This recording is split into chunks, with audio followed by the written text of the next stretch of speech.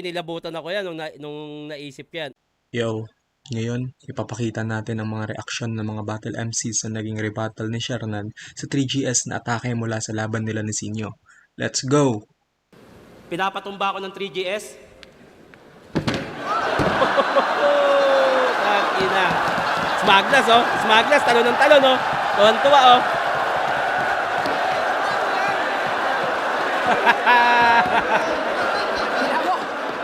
Bitawan mo ako! Nangingialam ka ba?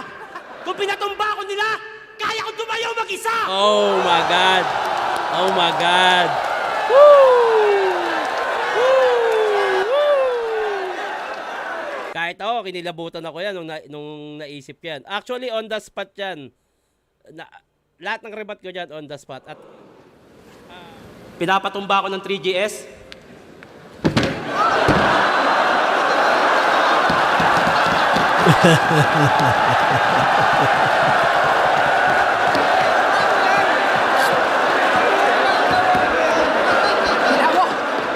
Bitawan mo ako! Nangingialam ka ba? Kung pinatumba ko nila, kaya ko tumayo mag-isa!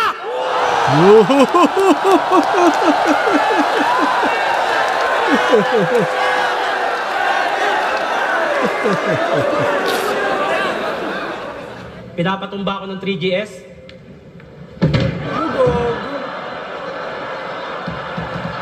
Mama yung ulo.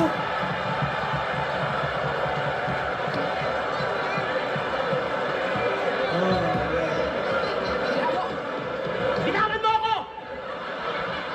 Nangingialam ka ba? Kung pinatumba ko nila, kaya ko tumayo mag-isa!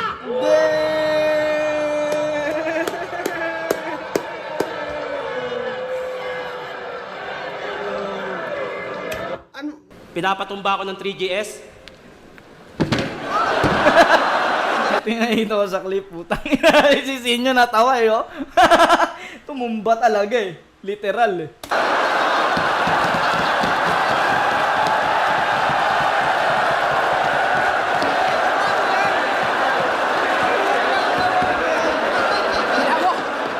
Bitawan mo ako!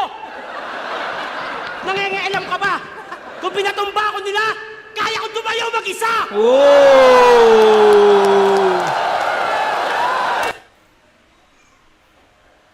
Tang ina, grabe yun. Ang galing nung pasok nung nangingialam ka ba? Kung pinapatumba nila ako, kaya kong tumayo mag-isa. Damn! Pinapatumba ako ng 3GS. Okay na. Wala na. Hindi na ano pa. Okay na. Okay na. Tuloy na natin.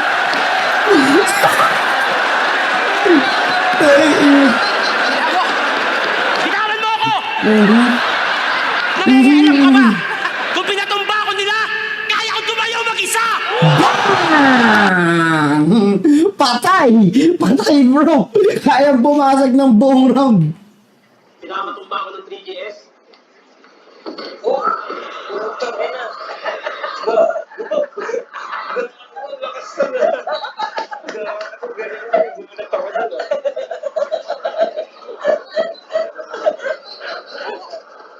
Bitawan mo ako! Nangingialam ka ba? Kung pinatumba ko nila, kaya ko tumayo mag-isa! Tangina, sorry na. Sa ano, may physical risk din, hindi lang risk na. Di ba? Kasi kaya nagiging appealing yung rebuttals dahil sa parte ng kung ba't siya appealing dahil sa risk factor involved. Nagagawin mo on the spot, gagawin mo kung ano yung intrusive thoughts mo, rarahiman mo, di ba? Ang galing eh, dahil alam mo yun nga, ako itong ginawa ni Yo, kung nagustuhan mo yon, subscribe!